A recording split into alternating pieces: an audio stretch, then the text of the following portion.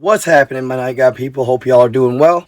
So, I remember a couple weeks ago when I did the video about the zombies, or the alleged response team member wearing a bug or a camera into a briefing for an up-and-coming zombie mission. Now, as always, viewer discretion is advised. This stuff may or may not be true.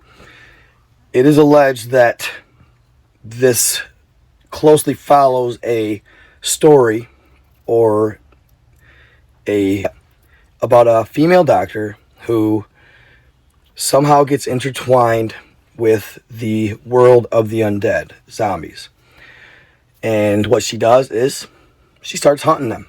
So this all could be a skit, possibly to promote that said story. Now, you'll hear them say in this meeting that said story is actually quite in tune with reality. But that doesn't mean it's not all a gimmick.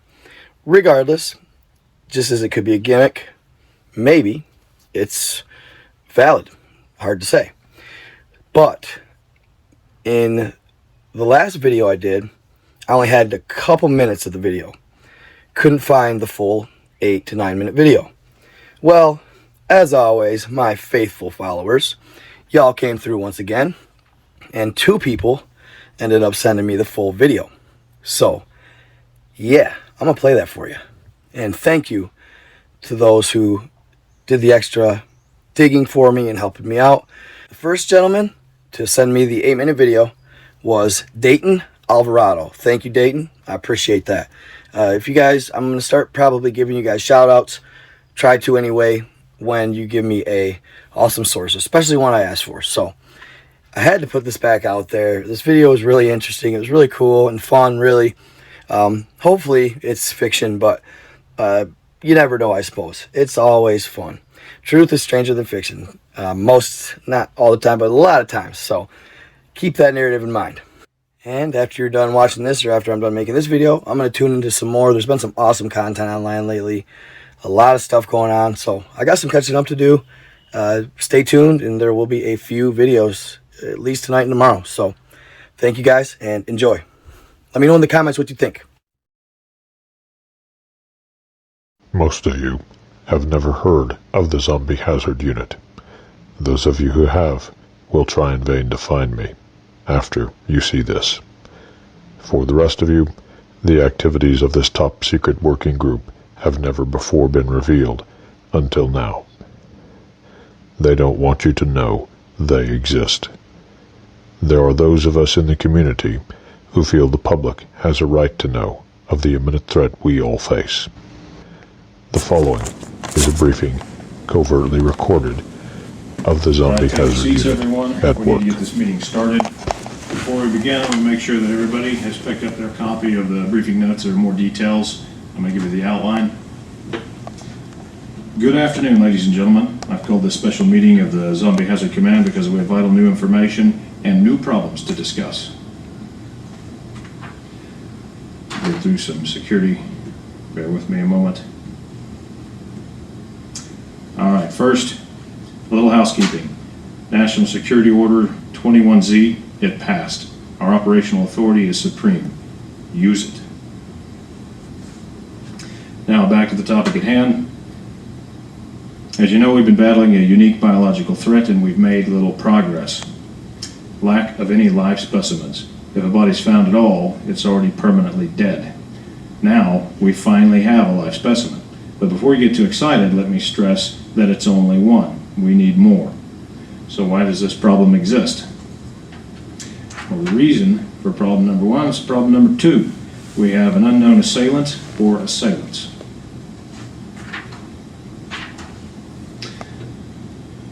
Unknown assailant profile. We have no leads as to the identity of the assailant. Ballistics are untraceable. That's not exactly true. We do know at least most of the time they're using Z-Max ammunition. Weapons in use are 9mm, 45 caliber, and edged weapons. Probable gender, male. Body type, they're strong, muscular, athletic. They're well armed and well trained with munitions. They have a possible military or police background, and they're probably skilled in a variety of martial arts to include hand-to-hand combat. If you're on scene, look for someone fitting this profile. Apprehend if possible, eliminate if necessary. For you jokers out there, I know this describes everyone on the Z teams, so know your team members. Alright, y'all, so I'm going to chime in throughout this video and kind of give my input. So, here they're talking about an unknown assailant.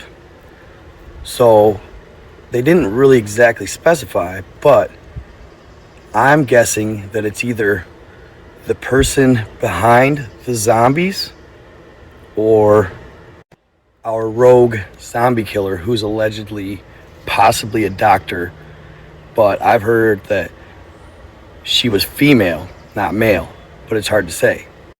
We all know that with government, regardless of whether or not this person is helping them get rid of the zombies, they would attempt to apprehend that person for questioning, etc. It's kind of like the vigilante justice thing. They just don't really like vigilante justice. So, assuming that this is all real, or in the scenario that it is real, I picked this up as they're like a underground hero, not necessarily the person behind these zombies. But let me know what you think. That they also talked about possible specimens to run testing on. They hadn't had any, but now they got one. Problem number 3, identification of infectious agent. Here's where it gets interesting. We now have research notes from a top U.S. scientist who is intimately familiar with a zombie infection. He studied both the pre- and post-mortem zombie condition before PD. He has identified and named the virus, Cryptonecrophagia vulgaris. Cryptonecrophagia vulgaris. Now that's a mouthful. CNV. It's a retrovirus, and there's no cure. This scientist's notes indicate prions may also be involved in the infectious process. However, at this point it remains unclear what, if any, role they play. Remember the single life subject I mentioned earlier? Unfortunately, the subject and scientist are one and the same. We do not know how much time he has left before he's no longer of any use, except perhaps for dissection. So there you have it. Somehow the doctor that was intricately studying it either contracted it or did it to himself, who knows, for the sake of the study. Hard to say, probably most likely contracted it. But he is also a specimen, and it sounds like his time is running out. So we need more live specimens. Keep that in mind during operations. Problem number 4, mode of transmission, currently unknown. Transmission modes ruled out: bites, scratches, casual contact, vector infection, droplet, or airborne spread. Some Z team members can attest to the fact that bites and scratches don't spread infection, at least not yet. To date, 12 team members have been wounded while engaged in field operations. They've undergone mandatory 90-day quarantine. None have showed any signs of infection. Not all team members are out of quarantine yet, but we hope they'll be released and return to active duty soon. Now, this one surprised me because all the movies depict it as you get bit, you turn. So, the fact that from a bite, any scratch, or physical contact, you don't get the zombie disease is really intriguing. Kind of caught me off guard. Problem number 5, emerging public awareness of the situation. I'm going to mention each of these points, then talk about them in greater detail. There are things you need to know. First, the Coconut Grove fly-in. Many of you were there. Then there's the Miami incident. Some of you were there. The CDC Zombie Apocalypse Preparedness Release. DHS released a fake zombie preparedness story. Then there's the recent purchases of large quantities of ammunition. About the Coconut Grove fly-in, Z Teams 1, 2, and 3 cleaned down a zombie cell. That got a lot of public attention. Our cover story was that this was an urban assault exercise in preparation for the upcoming UN meeting. For now, our cover story is holding, but one got away. That led to the Miami incident. That should never have happened. About the Miami incident. Some of you were there. Our cover story was bath salts. That was blown when the autopsy results were leaked. There were no bath salts present. We're still dealing with the fallout, and we're investigating the leak. The CDC Zombie Apocalypse Preparedness release, it was sent out against our wishes. Then they changed their story. This brought even more attention to it than if they'd just left it alone. Next, DHS released a fake zombie preparedness story, also against our wishes, but it's out there, so we're going to use it as our cover story. Next month, DHS is running a 1,000-person training exercise in San Diego. Z-Teams 2, 4, and 5 will be doing a cleanup operation in another part of the city at the same time. This gives us plausible deniability. I shouldn't have to stress how important this is.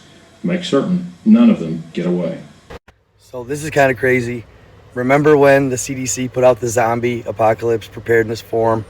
And remember when Amazon put out you could use their lumber in the case of a zombie apocalypse. I remember everybody kind of taking it as a joke, laughing about it all. But anyway, I don't remember the DHS putting anything out or their 1,000-person exercise, but who knows. Then they talk about the Coconut Grove flyover. Never really heard of that. Let me know in the comments, I guess, if you have. I never really looked into it, or haven't looked into it, I guess. But I do remember the Miami incident. That was a big deal. But yes, they said it was bath salts. I'd never heard about them releasing anything saying that it wasn't, but I guess, who knows. Let's just say if this, they're doing a pretty elaborate job here. It's pretty interesting, pretty neat regardless. So, intriguing nonetheless. We don't want another Miami incident. About the ammo purchases. We've used news and various media outlets to float the idea that unprecedented large ammo purchases are for government agencies to defend against civil unrest in anticipation of economic collapse. Those of you in this room know all too well that this is a much nicer bedtime story than the truth. Reality is much less pleasant. Right now, the cover story is working. See, myself, I thought the ammo purchases were in part because of the election and because of, obviously, COVID. Problem number 6, weakening of current cover stories. Bath salts. In Florida, bath salts was a go-to drug of choice. The autopsy leak created problems for this story. Other drugs, synthetic marijuana and S21, were floating these in Louisiana, Pennsylvania, and Michigan. Crazy people were floating this idea in Louisiana, New York, and Chicago. Animal attacks were floating that story in Georgia, Arkansas, and Oklahoma. We estimate 2 years of viability for these cover stories. Finally, problem number 7, public distribution of full disclosure of current operations. Some brainiac has lined up all the recent events and past history like beads on a string. We don't know where he's getting his information, but too much of the actual facts of our operation are woven into the story. It's not coincidence. He's getting his information somewhere. The story is Dr. Eve Zombie Killer. There you go. That's the story. Dr. Eve Zombie Killer. I haven't really looked into it or anything like that, but I imagine it's pretty cool. So I may look into it after this. But there you go. It supposedly has a doctor who's a rogue zombie killer. Really cool, really interesting theory or theme, I guess you'd say. Definitely worth a look. Is presented as a fictional novel. LabyrinthofArts.com is an independent website where the book can be found. For those of you who are wondering, we currently have no plans to shut down this website. We need to gather further intelligence, find out what their sources of information are, and plug whatever leaks we find. Right now, John Q. Public does not know what's happening. We'd like to keep it that way. If you have any questions, I'll address them in my office after the meeting. You now have the facts as we understand them. This briefing is adjourned. Thank you. Good afternoon, ladies and gentlemen. Good day.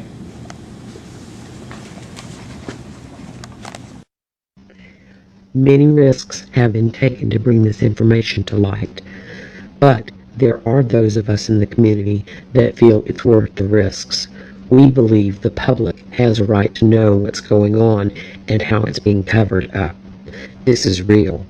It's happening now, all around you. There you have it, guys. What do you think? Is this real, or was this all to just promote that book? It could be either or, I guess. Very interesting.